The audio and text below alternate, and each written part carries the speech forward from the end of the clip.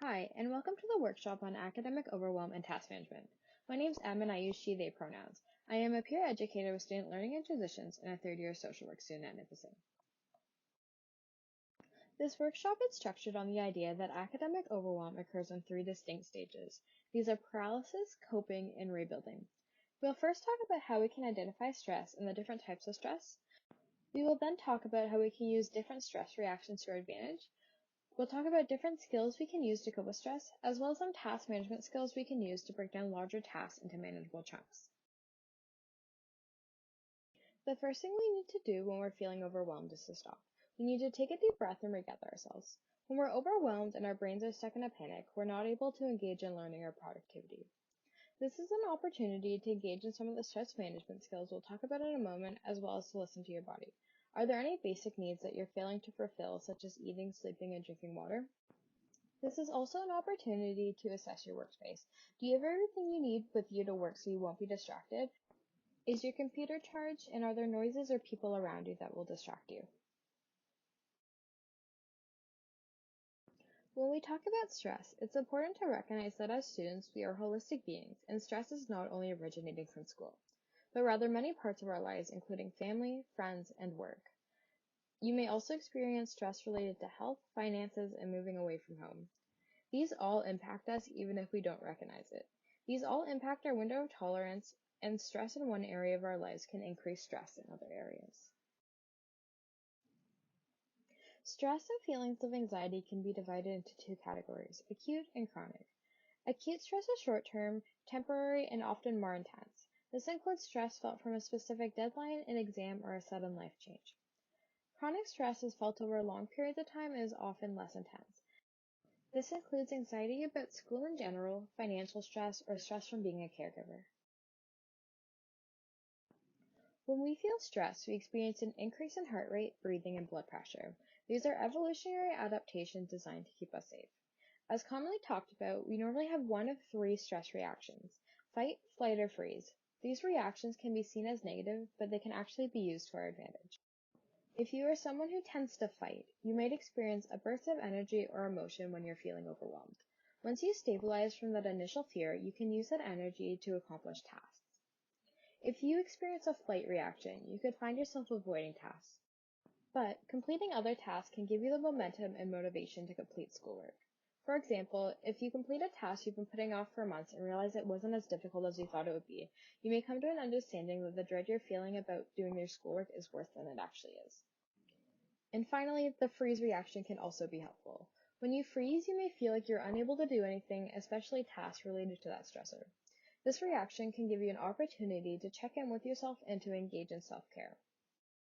There is also healthy stress called eustress. This is stress that is less distressing, but can act as a motivator. For example, the anxiety about not being prepared for class might motivate you to do your readings, or being stressed about being late might encourage you to pack your backpack the night before. When we experience stress, it can be helpful to engage in different activities to help lower that stress level. These can generally be divided into four categories: mindfulness, creativity, activity, and connection. Mindfulness activities can include listening to a guided meditation, disconnecting from social media, yoga, or having a bubble bath. Activities that engage in creativity include coloring, painting, baking, and taking pictures.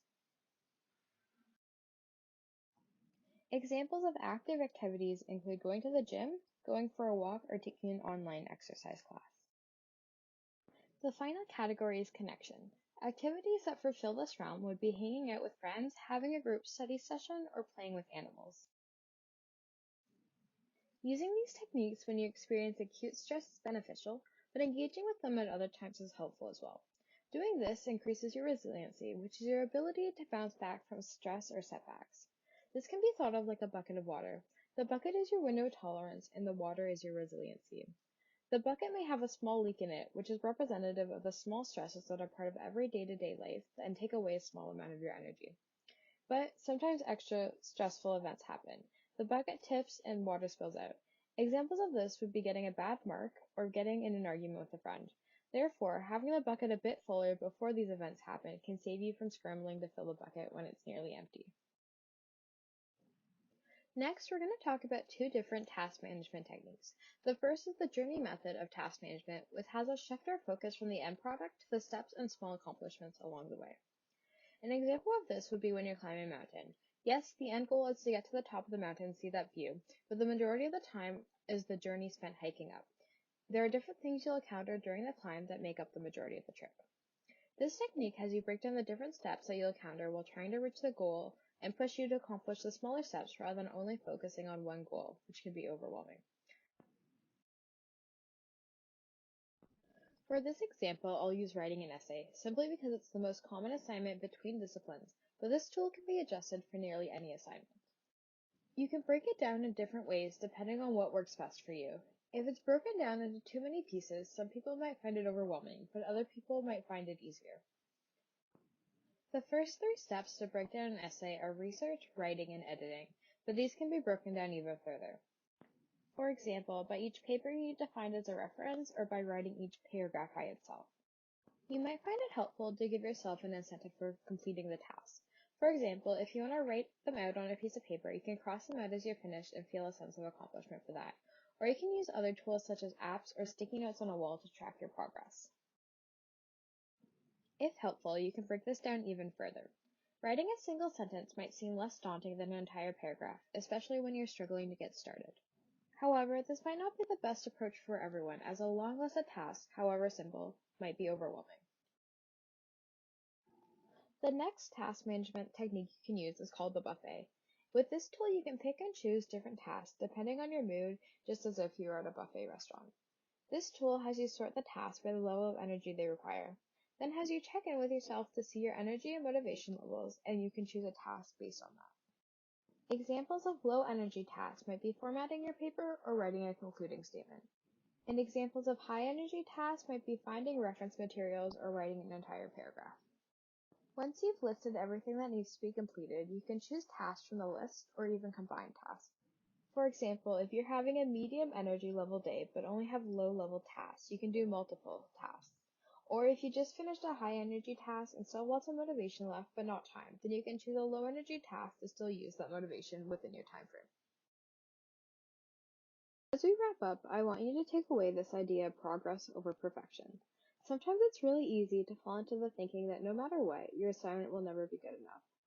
This can lead to more procrastination and prevent you from handing in anything at all. It's helpful to acknowledge that submitting something is better than submitting nothing. Even if you feel like it's not your best work, the learning from the process and the feedback from your professors can be applied to future assignments. It's helpful to remember that your professors want you to succeed. They're here to support you and to help with your learning. It's also important to remind yourself that university is hard. You're here because you want to and you've worked hard to achieve it. But with that, the norm is set by the institution that growth is a product of struggle. You are here trying to strive in an environment where struggling is seen as normal. To end, I want to share some resources for you if you have more questions or need some more support. The Student Learning and Transitions team has resources to help you with academic skills as well as course-specific support. Student counseling services offers support for mental health and can be helpful if you're struggling with anxiety or procrastination.